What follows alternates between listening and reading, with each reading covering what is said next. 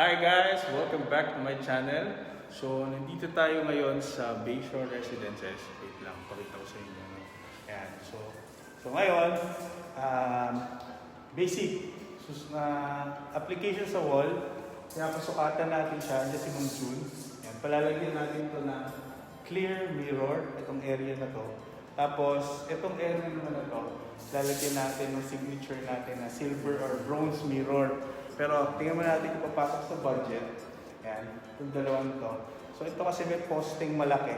So gusto natin is parang mabawasan yung ano niya. Yung parang masikip yung area niya. So lalagyan natin siya ng ng tawag dito, salamin.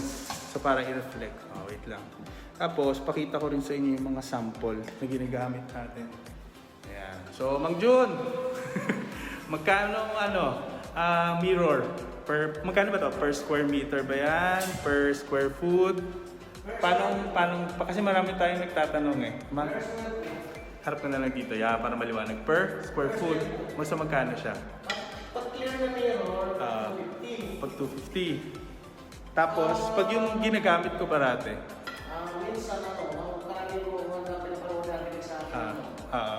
Yung bronze na meron kaya yung silver na meron. So ito yung guys, sample. Ayan, pahawak Mang June. Ito yung clear mirror na nabibili natin sa market. Tapos ito yung ginagamit ko. Bronze. Ito yung bronze, yan. Pahawak yan Mang June. Yan, palaglaga. Tapos meron pang isa yung ginagamit ko din yung silver. Yan. So parang meron siyang shade. Yung clear, bronze, saka mirror yan. Iba-iba yung price. So ito, mas mura to, di ba? 250. Per square foot. Tapos ito, 450. yan, 450 yun. So alam niyo yung price ha? Pag nag-comment pa kayo dyan, hindi, joke lang. So yun. So kung kailangan nyo magpagawa ng mirror, customize, yan. Lalagay ko yung link ko saan siya makokontakt. Pagawa kayo sa kanya. Siya rin gumagawa nung nung mga mga partition na gawa sa sa glass and tubular. So yan. So ngayon, magsusukat tayo for the mirror dyan sa area na yan. Ito yung living and dining eh. Tapos, bedroom doon. So, ayan. Sinusukatan na ni YouTube eh, no?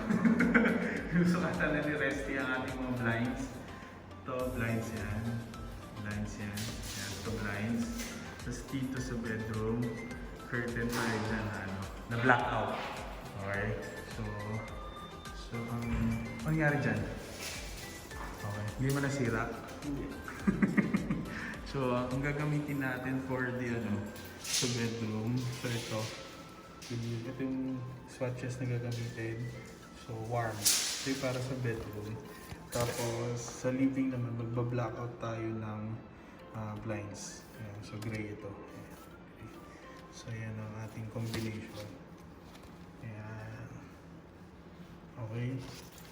So, kung kailangan nyo ng curtain, blinds, I'll put the link. Supplier natin.